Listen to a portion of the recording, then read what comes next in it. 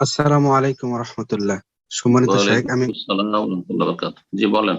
আমি আব্দুল সোবহান, বাংলাদেশ থেকে।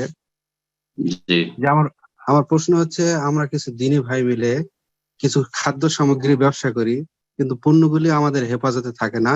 আমরা বিভিন্ন প্রতিষ্ঠান থেকে এই পণ্যের ছবি সংগ্রহ করে আমাদের নিজস্ব একটা আলাদা প্রতিষ্ঠানের নাম দিয়ে প্রচার করি এবং বিক্রি করি।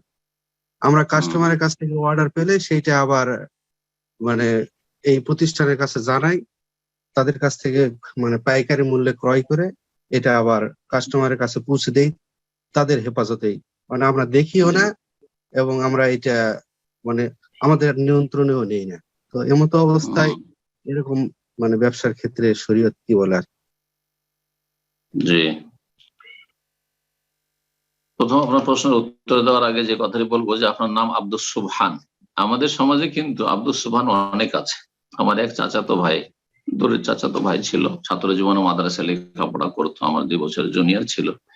আর শেখ আব্দুর রাজা বিন ইউসুফ হাফিজাহুল্লাহ তাআলার ক্লাসমেট ছিল। শেখ আব্দুর রাজা বিন ইউসুফ আমাদের মালদা ডিস্ট্রিক্টে লেখাপড়া করেছেন, তখন তার একই ক্লাসে লেখাপড়া করতো আমার এক চাচাতো ভাই দূরের। আল্লাহ সকল হেফাজত করুন। তো ওর নাম ছিল আব্দুস সুবহান। আমরা জানতাম না তখন ছাত্র জীবনে যখন, যে আব্দুস সুবহান নামটি ঠিক না, কারণ সুবহান আল্লাহর নাম নয়। আল্লাহর 99টি নামের মধ্যে সুবহান নেই। সুবহান আল্লাহ, আল্লাহ হচ্ছে আল্লাহর নাম। আর সুবহান আল্লাহ মানে ওসাব্বিহুল্লাহ, আল্লাহর আমি পবিত্রতা গুণগান করছি। ওসাব্বিহু সুবহান আল্লাহ। সুবহান আর তাসবিহ একই অর্থে, যেমন সুবহান তেমন তাসবিহ। কেউ যদি আব্দুত তাসবিহ রাখে তো নাম। এই জন্য আমাদের সমাজের এই নামটি পরিবর্তন করে দিতে হবে। আল্লাহর নাম নিজের পক্ষ থেকে যেমন খোদা বলা জায়েজ নয়, তেমনি সুবহান বলা জায়েজ নয়। জাযাকুমুল্লাহ খাইরান। হয়তো আপনার জানা আছে কিনা। আর নাম রাখার বিষয়টি এমন যে যেটা নিজের হাতে থাকে না, ওটা বাবার হাতে ছিল বা দাদার হাতে ছিল, যারা রেখেছে তাদের হাতে। আমার নাম কিন্তু আমার পছন্দ মোতাবেক না, আমার আব্বার পছন্দ মোতাবেক হয়েছে বা আমার পছন্দ মোতাবেক, তাই না? তবে পরিবর্তন করা যেতে পারে, বড়ই হোক নাম পরিবর্তন করা যেতে পারে। রাসূলুল্লাহ সুন্নাত হচ্ছে খারাপ নামগুলি, আপত্তিকর নামগুলি পরিবর্তন করে দেওয়া। জি, আল্লাহ যেন তৌফিক দান করে। জাযাকাল্লাহু খাইরান। তারপরে আপনার প্রশ্ন প্রশ্ন হচ্ছে যে আজকাল এক শ্রেণীর ব্যবসা আছে, এটা 1400 বছর আগেও ছিল, একজন রাসূলুল্লাহ নিষেধ করেছেন।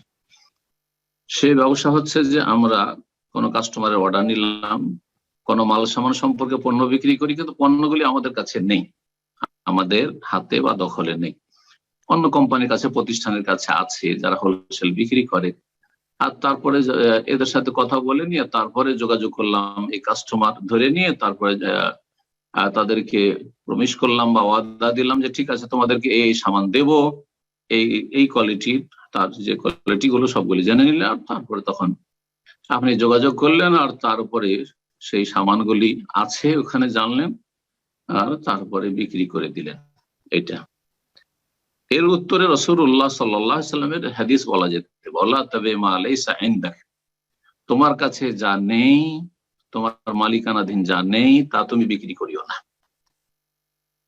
আপনি এমন কিছু বিক্রি করছেন যেটা এমটি, কিছুই নেই, আপনি আপনার মালিকানাধীন কিছু নেই আর বিক্রি করে দেন, মানে তার সাথে পাকা ওয়াদা করলেন যে ঠিক আছে তোমাকে এই জিনিস দেব।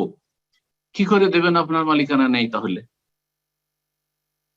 এই ক্ষেত্রে আজকাল একটা হিলা বের করা হয়েছে জায়েজের জন্য, সেটা এতটুকু জায়েজ হইতে পারে। সেটা হচ্ছে, আপনাকে বলে দিই, সেটা হচ্ছে যে আপনি কাস্টমারের কাছে আগে জানলেন যে এই এই কোয়ালিটির মাল নেবে, তারপরে তার সাথে কথা পাকা করলেন না।